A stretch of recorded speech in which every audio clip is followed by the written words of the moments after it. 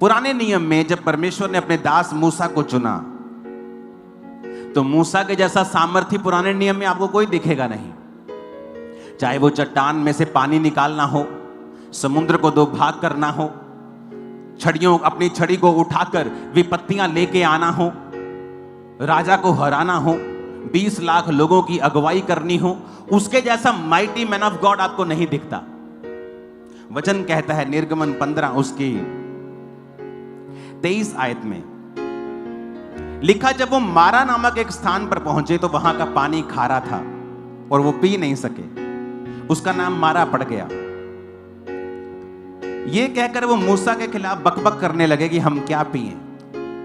तब मूसा ने यहोवा की दुहाई दी और यहोवा ने उसे एक पौधा बतला दिया और उसने उसे पानी में डाला और वो पानी मीठा हो गया।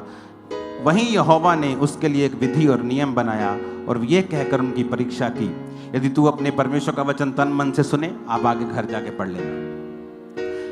अब यहां पर मूसा है, कोई आम विश्वासी नहीं है जिसको पास सामर्थ नहीं है, छड़ी नहीं है, अथॉरिटी नहीं है, वरदान नहीं है, गिफ्ट नहीं है।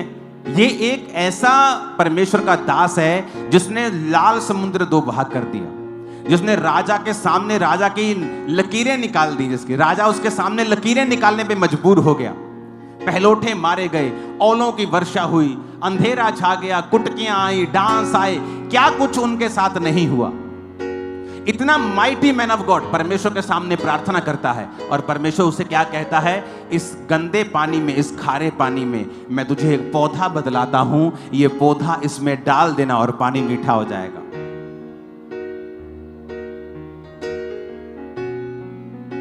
अब वहां पर परमेश्वर ने एक पौधे को इस्तेमाल किया। परमेश्वर ने नहीं कहा मूसा प्रार्थना कर और अपना हाथ रख, मैं उस पानी को ठीक कर दूंगा। परमेश्वर ने कहा ये पौधा ले और इसमें डाल दे। दूसरा राजाओं 2 उसकी 19 से लेके 21 आयत तक हम पढ़ेंगे। उसमें लिखा है, नगर के निवासियों ने अलीशा से कहा, देख यह नगर मन भावने स्थान पर बसा है और जैसा मेरा प्रभु देखता है, परंतु पानी बुरा है और भूमि गर्भ गिराने वाली है। उसने कहा, एक नए प्याले में नमक लेकर मेरे पास आओ, और वे उसे उसके पास ले आए। वह जल के सोते के पास निकल गया और नमक डालकर कहा, यहोवा यो कहता है, मैं ये पानी ठीक कर देता हूं, जिससे वह कभी मृत्यु या गर्भ गिराने का कारण ना होगा। अलीशा के इस वचन के अनुसार पानी ठीक हो गया और आज तक वो ठीक है। तारीफ करो जोर से खुदावंद।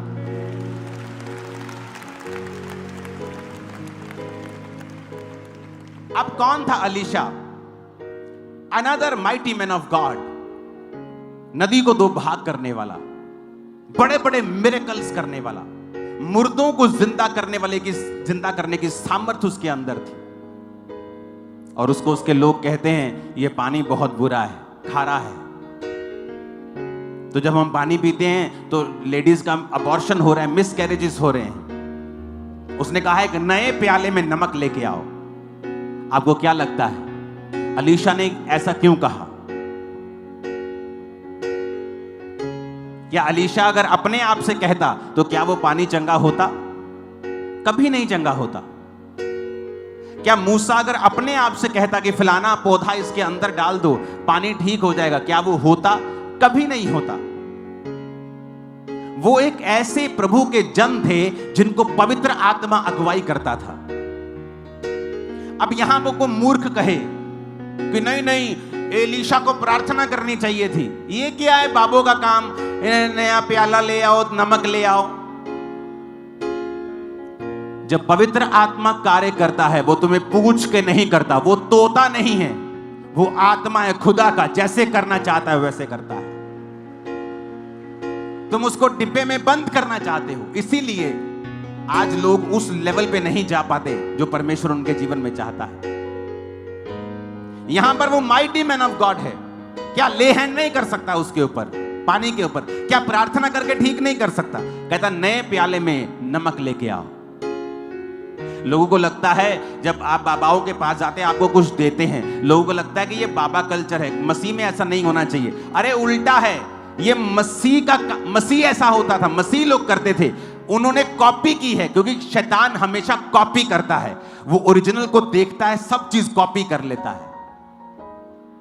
आपको समझ आ रही मेरी बात? वो बाबाओं का काम नहीं था, वो बाबाओं ने कॉपी की है बाइबल की, परमेश्वर के कामों की। अगर आप चेक कर लें, आपको जाओ चेक कर लो, कॉपी की है बाइबल की, जाओ ऐसा कर लो। लेकिन वो तो परमेश्वर की आत्मा के द्वारा नहीं कह रहे, ये तो प्रभु की आत्मा ने कहा, जाओ नए प्याले में नमक लेके और उसमें डाल दो। बुरा कब होगा? बुरा क्या है? बुरा ये है जब वो नमक 25-25 हजार में बिकने लग जाए। बुरा ये है कि वो पौधा 50-50 हजार में बिकने लग जाए। तेल बुरा नहीं है, बुरा ये है कि ये तेल जब हजारों रुपए में बिकने लग जाए।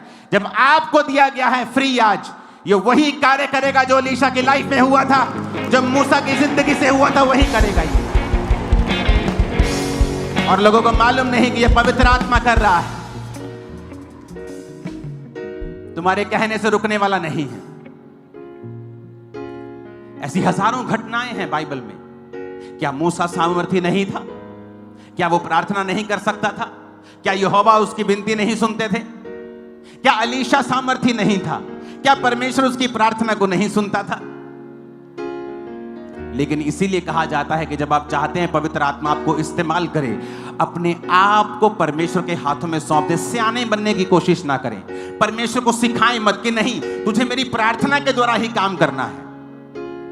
उससे सियाने मत बने, परमेश्वर उसके सामने बच्चे बने और अलाउ करे होली स्पिरिट को कि वो किस तरह से आज आपको इस्तेमाल करता है।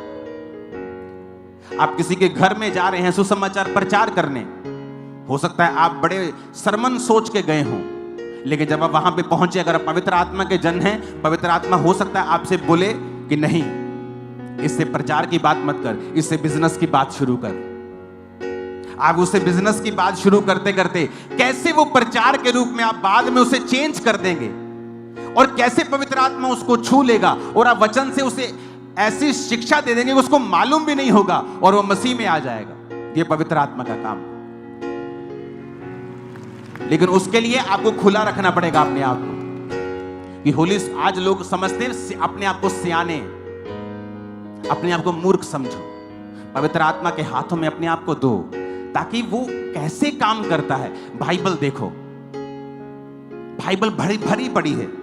दूसरा राजाओं 20 उसकी 4 से लेकर 7 आयत तक हम पढ़ेंगे। उसमें लिखा है, तब ऐसा हुआ कि यशाया आंगन के बीच तक भी जाने नहीं पाया था।